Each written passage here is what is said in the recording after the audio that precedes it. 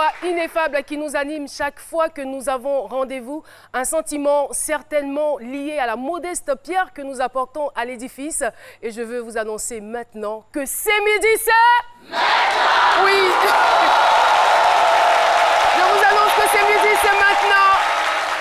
Et je suis très heureuse de me retrouver. Je suis très bien encadrée. Du côté de ma gauche, vous avez Aloussène Sidibé. Il mérite des applaudissements. Qu'est-ce qu'il nous réserve aujourd'hui? On le saura dans quelques instants. À ma droite, un doyen pour qui j'ai énormément d'admiration. Bienvenue les bas. Et ma dégameuse préférée, elle, c'est Priscidakia Ozoa.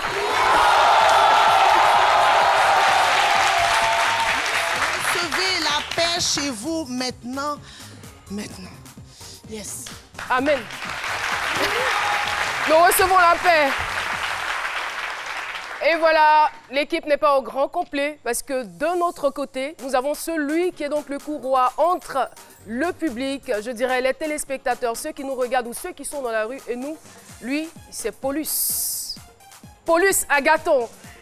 Paulus Agathon. Bonjour Paulus. Ça va, tout va bien?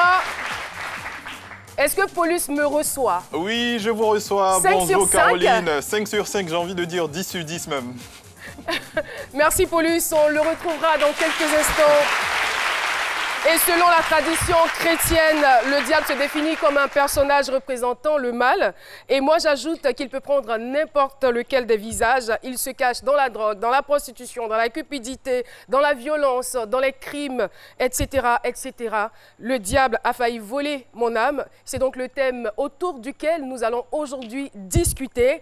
Et pour ce faire, je vous demande de recevoir à la façon C'est midi, notre invité témoin du jour. Il se nomme Bignon et il est mignon. Bignon qui s'installe tout de suite sur le plateau de C'est midi. Bonjour Bignon. Prenez le micro s'il vous plaît. Bienvenue sur notre plateau. Merci de vous rasseoir, public de C'est midi. Ça va? Tout se passe bien? Ça va très bien. D'accord. Alors, Bignon, avec votre permission, nous allons donner l'occasion et l'opportunité aux téléspectateurs de mieux vous connaître. Avec plaisir. Avant d'entendre et d'écouter votre témoignage. Okay. C'est parti. C'est midi reçoit aujourd'hui sur son plateau un jeune homme pleinement enraciné et épanoui dans la foi chrétienne. Agbangla Ulrich Bignon, à l'état civil, est un chanteur de gospel d'origine béninoise qui découvre son amour pour la musique à l'âge de 7 ans. Après ses études secondaires, en 2007, il quitte le Bénin pour les États-Unis afin de poursuivre sa formation en comptabilité. En 2012, le Seigneur le conduit au sein de l'église Rebirth Christian Center à Washington, où il démarre son ministère de chantre. Bignon a eu un passé tumultueux. Il a vécu dans la débauche. Ayant pris conscience aujourd'hui, son message phare est orienté principalement vers la jeunesse et est porteur de l'amour inconditionnel du Christ. Agbangla Ulrich Bignon est à vous, Caroline. Merci beaucoup Marie-Ange, merci de nous avoir prêté votre voix et votre plume. Alors, qui nous allons retrouver à présent? Eh bien, il a le plaisir de toujours balader son micro dans les rues. La question qui a été retenue pour aujourd'hui, c'est le diable existe-t-il? Vous l'avez deviné, Pater Nassemian, à vous l'antenne. Chris Pater Nassemian, c'est votre opinion. Caroline, je sais que vous avez déjà employé l'expression « tirer le diable par la queue » et Dieu seul sait combien vous êtes nombreux à tirer le diable, mais combien ont déjà vu le diable? En d'autres termes, le diable existe-t-il? Et c'est la question de ce micro-tuto de C'est midi qui nous amène ici, au plateau. Et nous sommes à proximité du siège de l'agence ivoirienne de presse et votre opinion nous intéresse. Le malin existe. Mais le diable n'existe pas. Je ne sais pas pour le diable, je sais que le malin existe. Bien sûr. Dès le moment où je crois que Dieu existe, donc le diable, il existe aussi. Et tout ce qui est mauvais dans ce monde vient de lui. c'est des preuves palpables et physiques qu'il existe. On se rend compte forcément de sa présence que lorsqu'on est vraiment dans la souffrance, parce que quand on est dans la joie, on se réfère à celui qui donne la joie, donc Dieu. Si Dieu existe, c'est que le diable existe. Le diable existe, mais si vraiment tu n'as pas à approcher le diable ou bien tu n'as pas fait quelque chose de mal, le diable aussi ne peut rien te faire. Souvent, il y a les gens qui croient qu'ils ont des médicaments, donc ils peuvent tenter le diable parce qu'ils croient sur les médicaments. Le diable, il est partout. Même à côté de toi, tu vis avec le diable, tu ne sais pas. Le diable existe. Comment ça?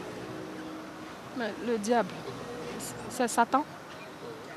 C'est lui qui est le diable. Oui. En fait, on a un diable en nous et un ange en nous. Donc le diable, il est en nous, il coule comme le sang qui coule dans nos veines. Et l'ange aussi qui nous protège, il est comme le sang qui coule dans nos veines. Franchement, ce nom, je n'ai pas envie de le prononcer. Je n'ai pas envie de prononcer ce nom. Non. Non, simplement, mais je n'ai même pas envie d'en parler. Selon Charles Baudelaire, un écrivain français, la plus belle ruse du diable, c'est de faire croire qu'il n'existe pas. Mais combien de temps pouvons-nous l'ignorer? La suite, c'est avec vous, Caroline. À vous, le studio.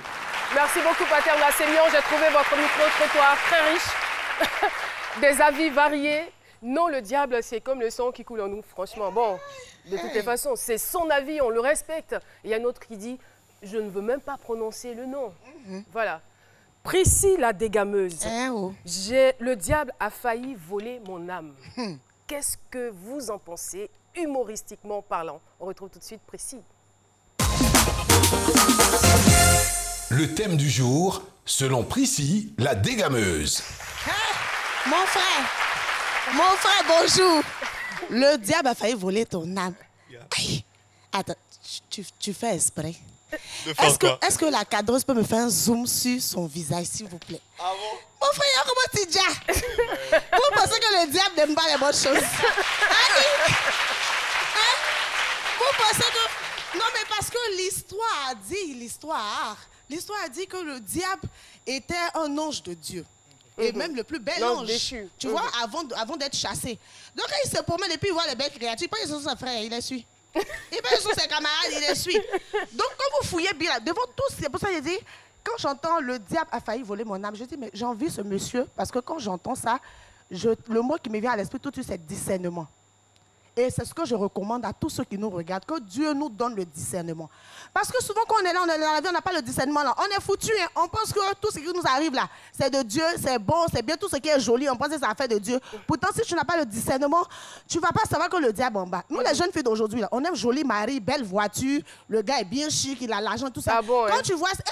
Quand tu vois ça, tu dis, hey, Seigneur, Dieu m'a envoyé un bon mari bien chic, bien riche. Mais si tu n'as pas le discernement, tu ne vas pas savoir que c'est le diable qui est en bas. Et puis beaucoup de filles se retrouvent dans les problèmes comme ça. Imaginez un peu, public, imaginez un peu quelqu'un qui a faim. Il a fait 3 jours, il n'a pas mangé. Même penser au riz, il n'arrive pas. Et puis il sort devant sa porte, 200 000 francs, petit cori, même petit canari. Il va se dire quoi? S'il n'a pas le discernement, il va se dire, wouh, le Seigneur m'a sauvé. Le Seigneur m'a donné l'argent. Il a répondu à mes prières. Il a répondu à mes prières. Pourtant, en bas, on ne sait pas. Donc, je vous recommande le discernement. Toi, tu as la chance, tu as vu aujourd'hui, tu as su que c'est le diable. Souvent, nous, on est lui, on ne sait pas où. Comme la Gaule l'a dit la dernière fois, souvent, mais le diable habite dans ta maison. Le diable est dans ta vie. Donc, que Dieu nous donne le discernement pour que nous aussi, on puisse, comme le frère, le témoigner, le dire aujourd'hui. Et ce qu'il faut retenir, c'est que dans la vie, il y a 2 camps. Soit tu es Dieu, ou tu es le diable. Cherchons notre camp. Tout ce qu'on fait là, c'est oui. Si on n'a pas Dieu, là, en tout cas, moi, je vous recommande Dieu. Si on n'a pas Dieu là, c'est 0. Donc, ayons Dieu pour connaître les stratégies du diable, de sorte à ce que quand il attaque, on contre-attaque. Très, très belle chute. Merci beaucoup, Priscille, la dégameuse. Alors, Bignon, il faut dire que vous êtes issu d'une famille chrétienne. Hein? Nous sommes à la veille de la fête de Toussaint, donc très à l'aise de parler de spiritualité, de chrétienté. Alors, c'est à l'âge de 17 ans que vous obtenez le bac. Et vos parents vont décider que vous alliez poursuivre vos études aux États-Unis. Vous avez 18 ans donc quand vous arrivez aux États-Unis. Et malheureusement, les choses ne vont pas se passer comme vous le souhaitiez ou comme vos parents le souhaitaient. Non, Non. Aux États-Unis, j'ai eu à rencontrer beaucoup de mauvaises compagnies. J'ai eu à me mettre dans la mauvaise foule, si on peut mettre ça comme ça. Au collège, j'étais laissé à moi-même. J'avais enfin ce que j'ai toujours voulu, l'indépendance, le laisser aller à moi-même. Il n'y avait plus les parents pour avoir l'œil, le regard et toutes les conditions qui suivaient avant. Mais quand vous dites j'avais maintenant ce que je n'avais pas ou ce que je voulais, donc étant chrétien chez vos parents, vous aviez envie de vivre la vie du monde, comme on le dit. Oh oui, je vais dire que moi, personnellement, j'ai grandi dans une famille chrétienne, comme vous l'avez dit. Et j'allais à l'église pour plaire à ma mère. J'allais à l'église parce que, bon, il fallait aller à l'église. C'était une tradition. C'était une tradition, en quelque sorte. Et c'était des restrictions. Tu vas au cours, tu rentres à la maison, tu ne sors pas les week-ends. Donc, c'était plus strict. Donc, arrivé aux États-Unis, j'avais plus le laisser-aller. J'avais plus l'indépendance que j'ai toujours voulu. La curiosité de découvrir d'autres choses et tout. Mais là-bas, vous viviez chez qui? J'ai fait 2 mois avec une tante à moi et après j'ai pris un appartement, donc j'étais seul. Et se laisser aller là, comment est-ce qu'il se définissait? Qu'avez-vous fait concrètement? On veut savoir. Se laisser aller, il se définissait par aller fumer avec des amis qui ont l'habitude de fumer. Fumer quoi? Fumer pas seulement la cigarette, la marijuana. J'ai fumé la marijuana, toutes sortes de marijuana. Un peu d'alcool aussi? Vous dites? Un peu d'alcool aussi? Oh, l'alcool s'y ajoutait, mais l'alcool, ça n'a pas la même influence que la marijuana. Ok, merci. Et quand tu as la marijuana ou quand tu inclus les deux, parce que parfois on faisait la marijuana, les boissons et d'autres choses. Donc, c'était la curiosité de découvrir ces choses-là, vu que je n'avais jamais été présenté face à ce genre de drogue. Mais on sait très souvent, on sait très souvent que il y a beaucoup de choses comme on appelle, qui fédèrent autour de ce genre. Dès qu'on commence à se droguer, ça laisse libre cours, je dirais, à toute forme de dépravation, le sexe et beaucoup d'autres choses.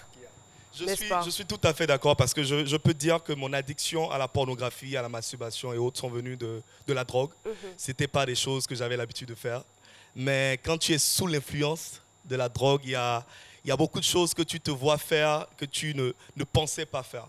Parce que c'est plus toi qui agis, c'est des gens qui sont autour de toi qui ont l'habitude de faire ces choses et qui te proposent d'essayer ces choses-là. Et dès que tu les essaies, c'est those are things that are very attractive and addictive. Si. Yeah. Justement, cette addiction-là, dès qu'on est sujet à l'addiction, c'est pas du tout aisé de s'en sortir. Comment vous sortez de là? Je vais dire, je suis sorti de là par la grâce, de l'amour de Dieu. Ça a été suite à beaucoup d'enseignements, mais en premier, je dirais que c'est un choix. J'ai pris la décision de vouloir changer parce que même dans les rehab, ils te demandent si toi-même tu as la volonté de changer. Parce que si tu ne veux pas changer, quelles que soient les prières, quelles que soient les intercessions, les séances de délivrance, rien ne changera. Les prières, vous aviez arrêté en temps alors. Vous dites qu'au départ, vous étiez dans une famille où on priait beaucoup, tout ça. En temps, vous avez arrêté les prières quand vous avez commencé à vivre votre indépendance. À vivre mon indépendance. Il faut dire aussi que j'allais à l'église. Et il y a une différence entre aller à l'église et avoir une relation avec Jésus.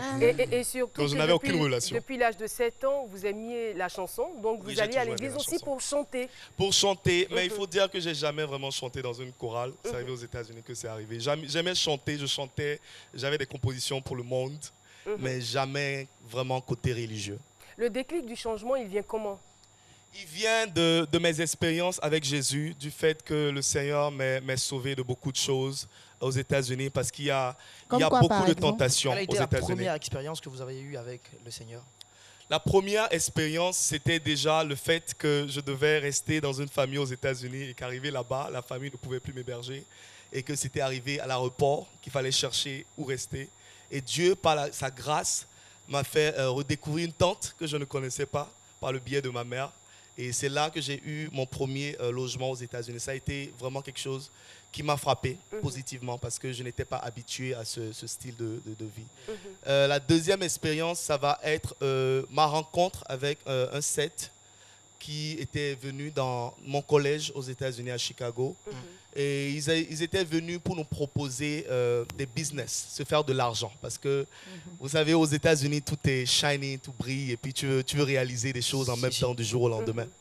Vous avez une question? Non. Du jour au lendemain. Donc, je voulais me faire de l'argent. J'étais intéressé par ces propositions-là. Et on a commencé ces groupes. Pourquoi vous viviez des difficultés à l'époque? Je ne vivais pas vraiment dans des difficultés, mais on dit souvent que l'argent ne suffit jamais. Quand tu as, tu veux toujours plus parce qu'il y a toujours des choses à faire avec. Et surtout l'expérience, vous voulez tenter d'autres expériences. Je voulais réaliser beaucoup de choses. Je suis un homme de vision, surtout aux États-Unis. Finissent l'argent. C'est le temps où tu veux frimer, tu veux montrer à la famille, au pays que bon, tu vas bien, tu as l'argent, que tout va très bien. Mais justement, quel a été le discours persuasif de cette secte-là? C'est vrai qu'on vous propose le business, mais je dirais il y a quand même une pléthore de business. C'est quoi? Qu'est-ce qu'ils vous disent qui vous séduit? Ils vous disent que vous entrez dans la compagnie, qu'après 2 mois, que vous pouvez avoir des centaines de dollars dans vos comptes. Je crois que ça fait un truc de 50 millions déjà. Et pour un jeune de 18 ans, c'est des montants qui t'ouvrent l'œil. C'est des montants qui sont exorbitants pour toi. Ça fait boum boum dans ta tête. Et donc, pour moi, ça a été les montants. Ça n'a même pas été le business parce que excusez le thème, je me foutais pas mal du business qu'il proposait. Mais c'était le fait qu'il y ait une facilité à cela, que tu n'aies pas à travailler trop durement. C'était le fait de pouvoir avoir l'argent facilement, aussi rapidement. Et très rapidement. Justement, aujourd'hui, c'est vraiment un véritable problème parce que notre jeunesse est en train de vivre une crise morale qui ne dit vraiment pas son nom et parce qu'on veut tout gagner tout de suite et maintenant. Voilà. Alors, vous, qu'est-ce qui vous mettra alors la puce à l'oreille? Comment vous savez que c'est une secte et ce n'est pas des gens sérieux? La puce, ce qui a fait tic-tic dans ma tête et qui m'a dit, on sort de là, c'était la dernière réunion où on nous a invités dans une salle. Et dans la salle, déjà, je voyais the lights were dimmed. C'était pas vraiment lumineux. Et je vois des gens qui sont dans des soutanes rouges. Et on m'offre une soutane noire à mettre. Et on me dit de porter cette soutane. Et il fallait que je m'agenouille et qu'on prononce des choses sur moi. Donc ça a commencé à tiquer dans mes oreilles. Je dis, mais pourquoi, quel rapport ça a avec le fait que je me fasse de l'argent aussi rapidement? Parce qu'on ne m'avait pas parlé de cette pratique-là. Parce que vous pensiez que les choses étaient aussi aisées. Mais vraiment, rien n'est gratuit. Rien n'est facile. Et je bénis le Seigneur pour la vie de ma mère qui m'a toujours soutenu dans les prières. Je crois que ces prières-là m'ont sauvé aussi. Et ça a tout de suite été un non. Je ne peux pas mettre. Est-ce qu'elle savait ce que vous faisiez, votre mère? Mon père? Votre mère? Non, elle ne savait pas. Elle ne savait pas, mais elle priait quand même. J'ai toujours fait ça caché. Maman, merci. J'ai toujours fait ça caché. Donc j'ai dit non, je ne mets pas cette soutane, je vais sortir. Et le monsieur, c'était un Indien en question qui m'avait introduit. Il me dit, tu es sûr tu veux sortir de cette salle? Tu les as vus, hein? Ce sera compliqué. Je dis, mais ça ne veut rien dire. Je ne veux pas, je ne veux plus. Et je suis sorti. Et dans ma vie, je suis tombé malade, je vais dire 2 fois gravement. Et ça a été la 2e fois. Ça a été grâce au... Si on peut dire envoûté, je crois que c'était de l'envoûtement. Je pense que vous ne parlez pas de la même chose. Ok. Donc, Priscille, je reste dans mon discours. Allez-y. C'est de là, ils m'ont contacté 1 semaine après, après que je sois déjà gravement malade et que le Seigneur puisse m'aider. J'étais hospitalisé et tout, pour me demander comment j'allais, genre pour voir si j'étais encore en vie. Et à leur grande surprise, j'étais encore en vie par l'amour et la grâce du Seigneur. Non, il n'y allait même pas décrocher. Je ne savais pas que c'était eux. C'était d'autres appels, d'autres numéros. Mais ça... Allez-y. Allez-y, doyen. Vous êtes resté combien de temps dans cette secte? Je ne suis pas resté dans cette secte parce que je ne savais pas que c'était une secte. Oui. C'était après cette dernière rencontre que j'ai vue. Oui, la première. Avec la soutane noire. La première c'était des rencontres avec des jeunes et on parlait du business. C'était quoi en fait le business? Justement, vous remettez des choses à revendre? C'était des produits de la santé. C'était rien de suspect. C'était des produits que tu bois et tu te sens bien, des produits qui te rajeunissent, des produits qui te font sentir bien. Et tout était légal. D'accord. Alors, Paulus a quelques réactions. On va donc le retrouver tout de suite. Absolument, ma chère Caroline. Sur Twitter, nous avons le message de Seiba Sissoko qui nous écrit du Mali. Il demande, il dit, en fait, des gens en soutane rouge, ça ne veut pas forcément dire le diable, ça aurait pu être une coïncidence, la maladie. Comment vous avez su que c'était spécifiquement le diable? J'ai su que c'était le diable, parce qu'on ne te fait pas agenouiller devant un groupe de personnes habillées bizarrement pour te demander si on peut proclamer des paroles incantatoires sur ta vie.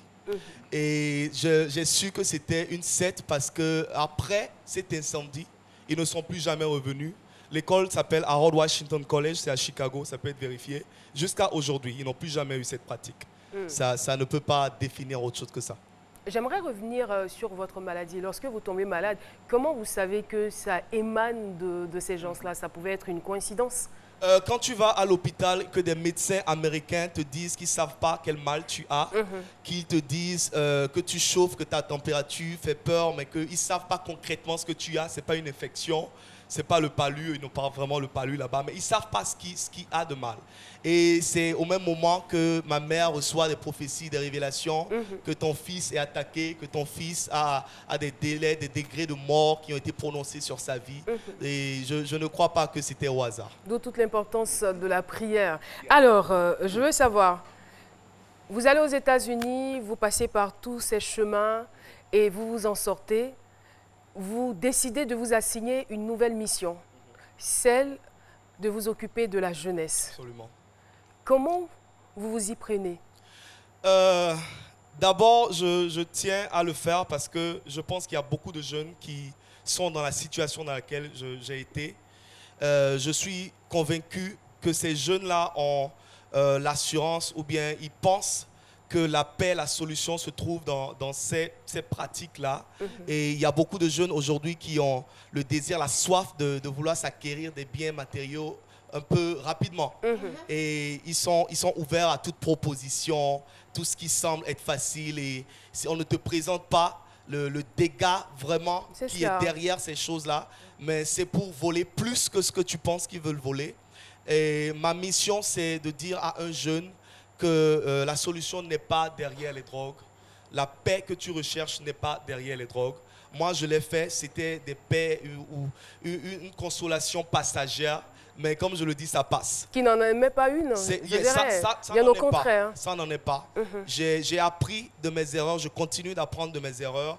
Et moi, ma mission aujourd'hui, c'est à travers la chanson, à travers des lives sur ma page, dire à la jeunesse mon expérience, dire à la jeunesse comment l'amour de Dieu m'a sauvé et continue de me sauver d'ailleurs. Alors justement, Prissy allait certainement aborder le sujet puisque vos chansons sont plus ou moins critiquées, n'est-ce pas? Elles sont très intéressantes parce que ce sont des reprises. Justement, donc c'est la stratégie, je pense. C'est la stratégie que l'Esprit de Dieu m'a donnée.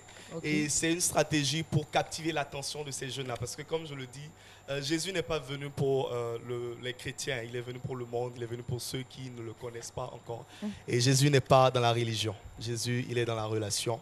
Je ne suis contre aucune religion. Je pense que c'est Jésus et son esprit qui, à la suite, convainquent de la bonne et où il est, où il n'est pas. Et qui est d'accord avec ce qu'il est en train de dire?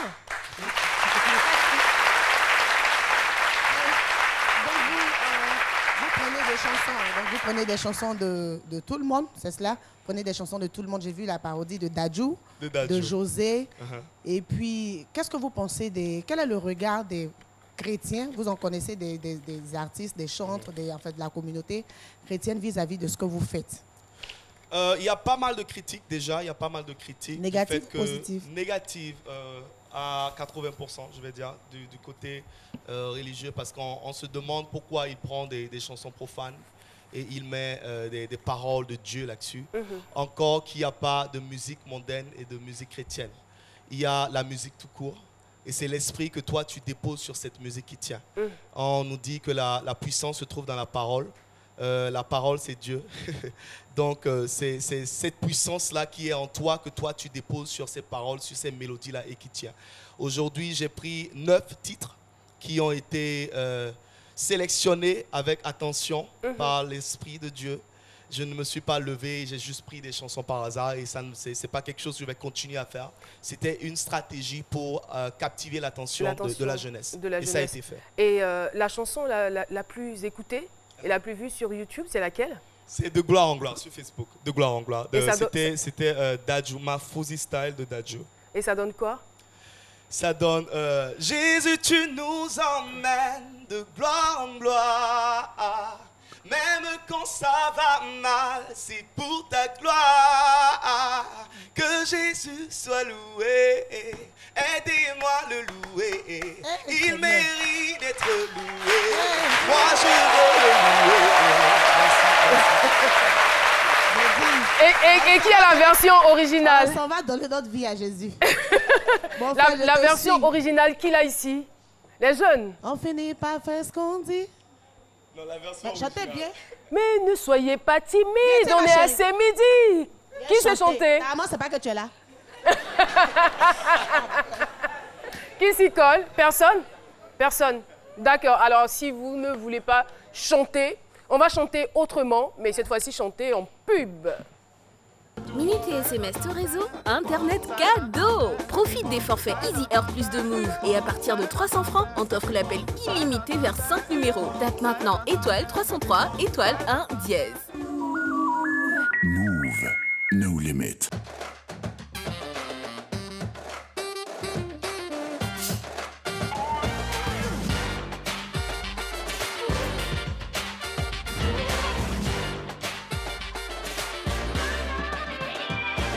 Assini, boisson gazeuse à base d'eau minérale. Assini, un goût frais et unique. Assini existe en cola, tonique, orange et cocktail. Assini, la boisson des vrais moments. Prix de vente détail conseillé, 150 francs CFA. Un produit NBCI.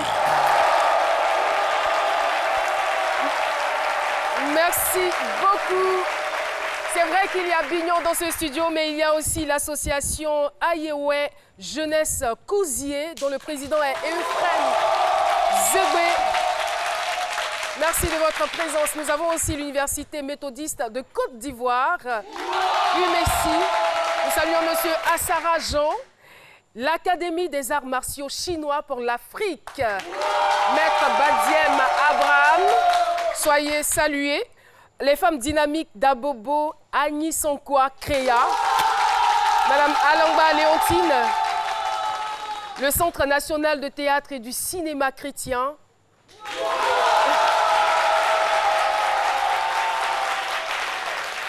Merci infiniment. Alors, je rappelle que nous sommes en compagnie de Bignon qui, avec plaisir, nous donne son témoignage sans faux fuyant. Il est passé par des dérives, voilà. Il en a connu des vertes et des pas mûres et il a réussi tout de même à s'en sortir par la grâce de Dieu, j'ai envie de dire. Et c'est une façon pour lui de dire à la jeunesse, c'est vrai qu'on aspire à beaucoup de choses, mais la facilité n'est pas la solution, n'est-ce pas? La vie n'est pas linéaire. Et la vie n'est pas toute rose. La vie, c'est aussi les difficultés. C'est vrai que la vie est belle, mais elle est empreinte ou tachée de difficultés. Je veux même dire, on apprend de ces difficultés, on grandit de ces difficultés, on devient une meilleure personne à travers ces difficultés. À travers les difficultés. Donc les difficultés ont leur rôle à jouer. En tout cas, nous avons pris plaisir à vous écouter tout à l'heure. Vous avez une belle voix. Une belle voix. Et Carole, j'ai envie de demander, qu'est-ce qu'il a un mot pour les filles? Parce que quand nous, on te regarde là, ton affaire de Jésus là, c'est pas bien arrivé chez nous. C'est un problème pour vous, quoi. Tu sais, souvent Jésus bloque les choses. Quand on le regarde là, on dit nous un mot. Nous, on veut donner notre vie à Jésus. On veut lui donner notre vie à Jésus. À Jésus. À Jésus, pas à Bignon. À Jésus. Nous, on n'a pas encore vu Jésus. Lui, il a vu. Donc, on va vers lui. Et puis, lui, il va lui aussi. Mais il est disponible. Non. Alors, Paulus, vous avez des questions ou des réactions? Oui, bien sûr, ma chère Caroline. Et il faut dire que notre invité charme énormément les internautes. On a ainsi bénédiction de Dieu qui dit « Ouh, il est d'une beauté l'invité avec ses faussettes, je suis amoureuse. » Enfin, c'est elle qui lui dit, hein, c'est pas moi. Voilà. On a ensuite Marina Borima. Elle dit « Façon dont il est beau là, c'est normal que le diable cherche son âme. » Alors, on a une question, celle de Yao Brice. Il dit « Le diable reste toujours serein. C'est nous-mêmes souvent qui le provoquons. » Et une question, est-ce qu'un jour, vous n'avez pas eu une pensée sur une pratique occulte afin d'obtenir plus de pouvoir par hasard? Parce que, en général, le diable ne surgit que lorsqu'on le tente. Je vais répondre en disant non, tout court. Et je vais aller un peu plus loin pour dire que si j'avais eu une pensée pareille, ma réponse face à cette situation aurait été oui. Je n'ai jamais vraiment envié avoir le succès dans ce sens-là, parce que j'ai eu beaucoup de propositions, que ce soit à LA pour chanter pour le monde, mais je pense que Dieu, par la grâce, il m'a prédestiné et il a su me garder contre beaucoup de ces choses-là. Mais qu'est-ce qui justifie que vous avez autant confiance en vous? Qu'est-ce qui prouve que vous n'allez pas un jour ou l'autre retomber dans ce genre de dérive? Oh, il faut que je dise, je n'ai pas confiance en moi. J'ai confiance à l'Esprit de Dieu. C'est cet esprit-là qui me permet de garder cette ligne tous les jours, parce que c'est un combat quotidien. Je ne dis pas j'ai été sauvé de cela et je suis meilleur que tout le monde. Non, ce n'est pas comme ça que ça fonctionne. C'est par la volonté de garder la bonne ligne avec Dieu qu'on change et on reste changé. Vous utilisez vos chansons et en dehors de ces chansons, quel est le message que vous apportez aux jeunes en vue de les faire changer? Le message, c'est déjà de ne pas chercher le succès dans la facilité. Comme je le disais, on apprend beaucoup des expériences parce qu'à chaque fois que tu tombes, tu ne tombes pas pour rester par terre. Tu tombes pour savoir comment te relever et pour savoir quoi dire à un jeune dans le futur pour l'aider aussi à se relever. Parce que je dis souvent, on ne vit pas seulement pour soi. Il faut vivre pour des autres. Il faut vivre pour la génération à venir. Quels conseils, quelle expérience que toi, tu peux donner de ta vie à cette génération-là pour qu'elle puisse être changée aussi. Et justement, parlons d'expérience. Je dirais il faut que la jeunesse se tourne de plus en plus vers des personnes qui sont des personnes modèles, des personnes ressources, des personnes qui pourraient partager avec eux leur expérience pour qu'ils soient au fait des difficultés que ces personnes ont vécu dans leur parcours. Parce que déjà, on se dit, ah, mais telle personne a réussi, donc moi aussi, voilà, je vais réussir. Je vais avoir ci, je vais avoir sa voiture, je vais avoir sa maison. Mais il y a un cheminement. Et qui mieux que le doyen pourrait parler d'expérience? C'est la minute du doyen. Tout de suite, c'est parti. Bienvenue Néba, c'est la minute du doyen. C'est votre minute. Merci Caroline. Je voudrais d'abord féliciter mon cher fils Bignon. Féliciter parce que, comme vous l'avez dit, pour terminer, quand on tombe, il faut savoir se relever. Et il s'est relevé mieux. Il essaie d'indiquer le chemin aux autres pour ne même pas tomber. Et ça, vraiment, je voudrais le féliciter. Je voudrais vous remercier aussi tous les deux parce que vous avez dit ce que je voulais dire. Je voulais parler surtout de facilité. Et vous me facilitez la tâche. Mais comme on dit, la répétition est pédagogique. Donc, permettez-moi de dire aux jeunes gens que la facilité n'est pas nouvelle. Elle a de tout temps existé. Ces temps-ci, on la rencontre de plus souvent parce que les jeunes eux-mêmes sont pressés. Ils veulent réussir. Ils veulent s'enrichir vite. Ils veulent paraître. Et pour éviter cela, il faut savoir faire le bon choix. Le bon choix, c'est important. Il faut surtout cultiver le goût du travail. Avoir une culture de passer par tous les chemins qu'il faut pour réussir. La réussite par les raccourcis, c'est très mauvais. Ça conduit sur de mauvais chemins. Il faut faire le bon choix. Et ça, il faudrait que les jeunes retiennent surtout. Priscille a dit tout à l'heure, le diable est partout. Il ne faut pas lui prêter le flanc. C'est ce que moi je voudrais ajouter. Ne lui prêtez pas le flanc. Merci infiniment, le doyen. Alors, le Bignon mignon, merci infiniment pour votre édifiant témoignage et on vous souhaite bon vent pour la suite. Merci beaucoup, je vous remercie. Et voilà. La rubrique à témoignage pour aujourd'hui, c'est terminé. Nous allons passer à une autre chronique de cette émission. Mais j'aimerais vous dire que vous avez donc la possibilité de participer à cette émission en appelant le 22 01 00 00. Je reprends donc le numéro de téléphone, le 22 01 00 00. Appelez, nous vous recevrons, nous vous auditionnerons et nous vous recevrons certainement sur le plateau de ce midi. Alors lui, je ne sais pas si c'est un magicien, mais je sais qu'il est fort. Il va réussir, peut-être ou pas, mais à faire du feu sans allumettes et sans briquet. Aloussène Sidibé a besoin de vos encouragements pour démarrer. Aloussène Sidibé, c'est pas impossible. Pourquoi vous dites peut-être pas? Non mais attends, je préfère être prudente. Hein. Ça va marcher, ça va marcher. Ça va marcher. Alors, pour notre expérience du jour, on va utiliser du permanganate de potassium, le même permanganate de potassium qu'on a utilisé la semaine dernière. Qu'est-ce qu'il faut dire sur le permanganate de potassium? C'est que c'est un produit chimique qui a été découvert à la fin du XVIIe siècle, c'était à l'époque de Louis XIV. Il faut dire aussi que ça a été longtemps utilisé comme désinfectant. Et ensuite, vu qu'il s'oxyde vite, ce qui signifie qu'il brûle vite, on l'a utilisé pour fabriquer les premiers flashs d'appareils photo. Donc, on va essayer de faire une expérience intéressante qui sera spectaculaire. Magie, magie.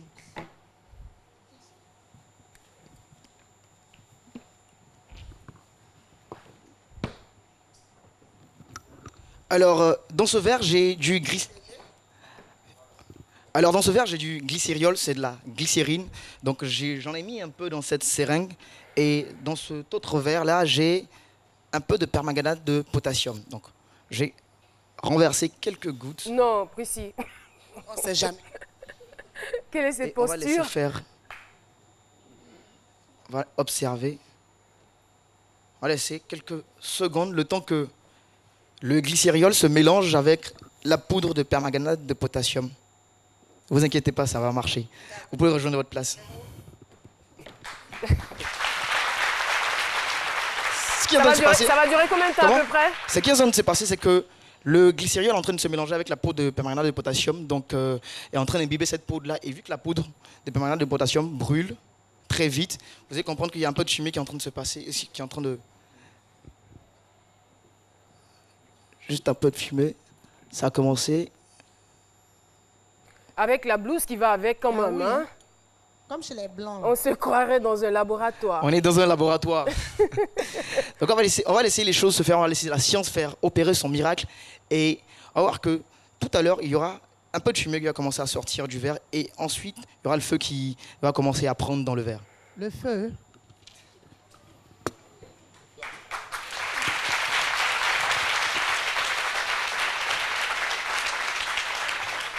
Alors, Aloussène, je sais que vous avez déjà fait cette expérience en dehors du plateau. Si, en dehors du plateau. Et ça marchait.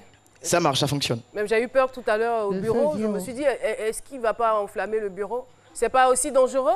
Non, c'est pas dangereux, c'est pas dangereux. C'est une expérience que tout le monde peut essayer à la maison, chez soi. J'entends quelqu'un dans le pays qui dit Moi-même, je suis en train de me demander, Caroline. De toute façon, le feu ne vient pas vite là. On a parlé de Jésus. Jésus et le feu, ils ne s'entendent pas. Hein. Là, s'il n'est pas en train de bloquer le feu, Jésus laisse, c'est amusement. Je pense que je vais aller m'approcher pour voir ce qui se passe. On va terminer tout à l'heure. Jésus laisse le feu d'Aloussène, c'est amusement. Pardon. Joe, expérience, faut pas mettre la honte sur nous. Jésus laisse le feu d'Aloussène, c'est amusement. C'est à la télé. C'est pas le feu du diable, pardon. Laisse. Oh Jésus, merci, tu m'as écouté. Merci Seigneur. Le feu arrive.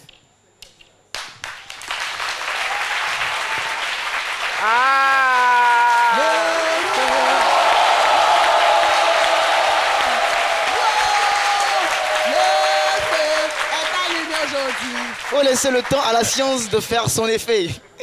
Alors, pour laisser le temps à la science de faire son effet. Alors, pour faire cette expérience, comme je vous l'ai dit tout à l'heure, vous avez besoin de glycériol, vous avez besoin de poudre de permanganate de potassium. Ce genre de produit, vous pouvez les retrouver rapidement à la pharmacie. Ils ne coûtent pas vraiment cher. Donc, je vous exhorte à essayer chez vous à la maison. Désolé pour la fumée. Les enfants, faites attention. Lucène, vraiment, je ne sais pas si on va continuer tes expériences là sur le plateau, hein, franchement, parce que je commence à souffrir. Merci d'applaudir très fort à Lucène Sidibé. Et je voudrais qu'on puisse saluer dans ce studio une dame qui nous fait donc l'honneur d'être là. C'est Madame Léonie Rossa, c'est la mère de notre invité témoin, Bignon.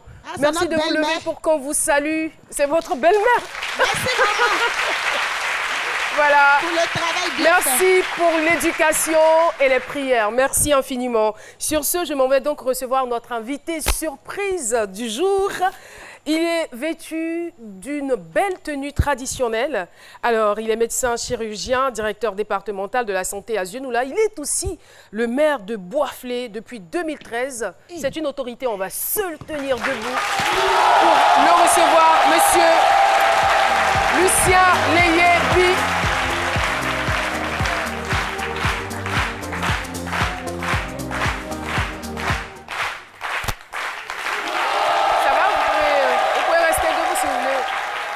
Docteur Lucien Léyé-Bi, bonjour et bienvenue sur notre plateau. Merci beaucoup. Bonjour Caroline, merci beaucoup.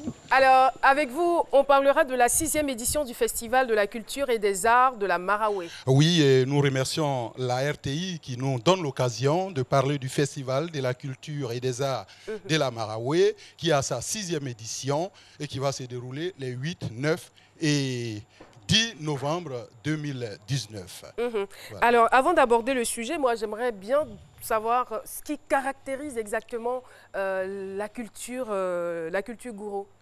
Il faut dire que c'est pas le festival, notre festival, c'est pas seulement limité au gouro. C'est tous les Ayaou, toutes les ethnies qui sont à Boisflé. C'est toute la Maraoué. Voilà, c'est toute la Maraoué, toute la région de la Maraoué. Et donc, il y a les tenues vestimentaires, il y a les danses. Vous connaissez la danse Zaouli, le saplo. Il y a également... il y a le flali aussi. Oui, le flali. Vous connaissez bien la zone. Oui, hein? oui, oui. Et puis, il y a les mets. Les mets de toutes les ethnies qui sont là-bas. Et puis, la beauté féminine, on appelle le lisement. Donc, c'est tout ça qui caractérise cette culture-là. D'accord. Alors, vous n'êtes pas seul dans ce studio. On va donc admirer les tenues. Vous allez vous lever, cher papa et chère maman, défiler un peu pour qu'on puisse apprécier des tenues made in Côte d'Ivoire, les tenues du terroir. C'est vraiment trop beau. C'est trop beau. Ah, il y a des plus jeunes aussi qui viennent. Caroline. Oui. Comment appelle-t-on ce pain-là? Le pain que vous portez. Le pain que je porte s'appelle le kamadjé. Le kamadjé. Oui, c'est un pain qui a valeur de 7 bœufs. Ok. Et le chapeau que je porte s'appelle le ganéclo. Le ganéclo. Le ganéclo. Oui, ça ressemble à de l'anglais. Le chef et la manière de le porter, c'est défini. Là, je suis le chef, donc j'ai la parole. Et les Sénoufos, qui sont nos alliés, eux, ils ne savent pas porter, ils portent dans ce sens-là. Y a-t-il des Sénoufos dans ce studio? Pour dire qu'ils ne sont pas les chefs. Ils n'ont pas droit à la parole quand nous sommes là. Donc pour nous, c'est comme ça. Et à des moments tristes, eh bien, ça se porte comme ça. Quand il y a les deuils, les décès, c'est comme ça. Tout ça, c'est bon à savoir. Voilà. Hein. C'est bon à savoir. Donc, pour le moment, nous sommes dans la joie, nous avons la parole et donc nous portons ça comme ça. Donc, notre festival. Pour ce festival, quelles seront donc les grandes articulations? Alors, les grandes articulations, les premiers jours, c'est vraiment les danses, toutes les danses des différentes communautés qui sont à Boisflé. Ce sont le Goli, le Zaouli, le Saplo, la Dios et tout ça. Et puis, dans la soirée, il y a le lisement, le concours de la plus belle dame avec tous les critères de beauté de toutes les ethnies qui sont dans la Maraoué. Et puis le second jour, c'est le festival du Zaouli. Rien que le Zaouli, nous faisons appel à près de 10-20 Zaoulis qui viennent prester. Voilà. Et puis le dernier jour, ce sera la visite des 2 fleuves qui nous donnent la leçon de cohésion sociale. C'est-à-dire ces fleuves-là ont choisi, malgré leurs différences, il y a le Banaman blanc, le Banaman violet, c'est pour ça que nous sommes en violet blanc, et qui se sont mis ensemble pour former un seul fleuve. Merci beaucoup d'avoir enrichi notre curiosité, grand chef. J'ai envie de dire Ibo, Ibo. Oh, Ibo. maman, oh, maman. Merci en tout cas d'être venu sur notre plateau. Merci Et beaucoup. voilà, avec votre permission, nous allons vous raccompagner avec la pub et les applaudissements du public. On rappelle donc que la 6e édition du Festival de la Culture et des Arts de la Maraoué est prévue pour les 8, 9, 10 novembre. Voilà, le thème c'est l'intégration. Merci beaucoup. Et par la culture, on peut faire passer beaucoup de messages. C'est la preuve. Jessica Bomba, c'est quoi ton job?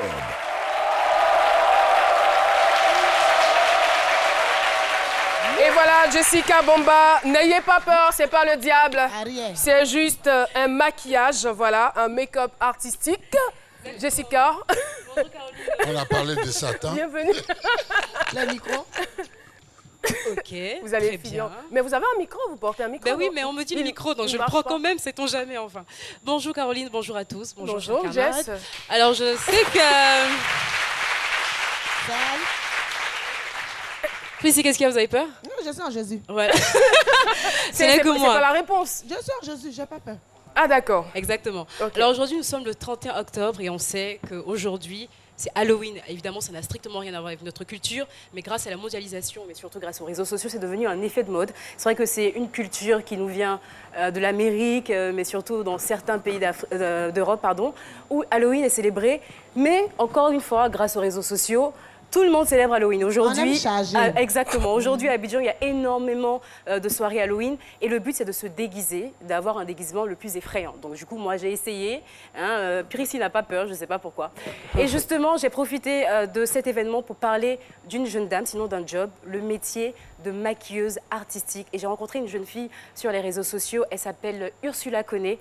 Sa page Facebook, c'est Natifa FX. Elle fait des choses extraordinaires. C'est-à-dire que moi, le maquillage que j'ai, c'est un maquillage de spectacle, un maquillage qu'on peut utiliser au théâtre. Mais sa touche personnelle, c'est le maquillage de fiction. Donc, ce que vous voyez là sur ces photos, elle va venir avec 2 mannequins pour nous montrer de quoi elle est capable. Je vous demande d'accueillir Ursula Koné.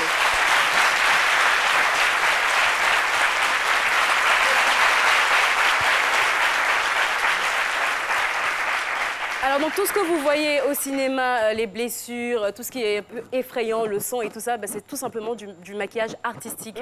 Et ça fait 7 mois seulement. Ursula, pour la petite histoire, Ursula avait un boulot de comptable et elle a perdu son emploi. Et comme vous avez dit, ne pas tomber dans la facilité, elle s'est dit qu'est-ce que je vais faire. Elle s'est tournée vers sa passion qui est le maquillage et elle est autodidacte. Ça veut dire qu'elle n'a pas eu de formation. Vous confirmez? Pas de formation particulière? 0 formation. Vous êtes formé, je suppose, sur YouTube, Internet et autres? Quand je vois, j'essaie d'avoir les produits qu'il faut et puis moi-même, je me réveille au milieu de la nuit juste pour essayer de mettre en pratique. Il y a des voix qui vous parlent la nuit? Peut-être. Non. Souvent, mes amis le disent, mais peut-être. On peut dire comme ça. Vous trouvez l'inspiration dans la nuit. C'est une artiste. Et le travail des artistes doit être apprécié. En tout cas, exactement. Merci. Et là, par exemple, on a une petite blessure. Voilà, une petite blessure très sympathique, très très belle la blessure. Une blessure sympathique. C'est la première fois que je l'entends. Non mais c'est artistique, donc oui, artistiquement parlant, je trouve que c'est assez beau. Et là, on a une plaie. Le beau sang. Ah ouais, franchement, c'est beau.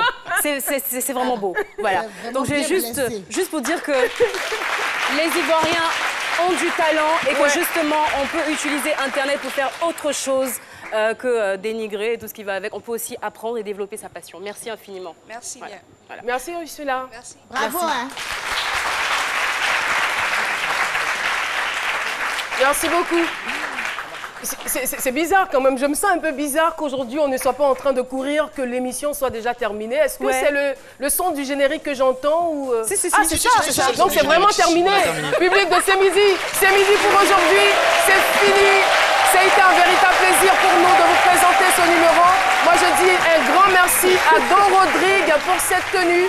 On se donne rendez-vous demain pour la finale. Ça va chauffétiser. Oui. Le mot n'existe pas, ne le cherchez pas dans le dictionnaire, mais ça sera chaud sur ce plateau. À demain et restez sur notre chaîne. Au revoir.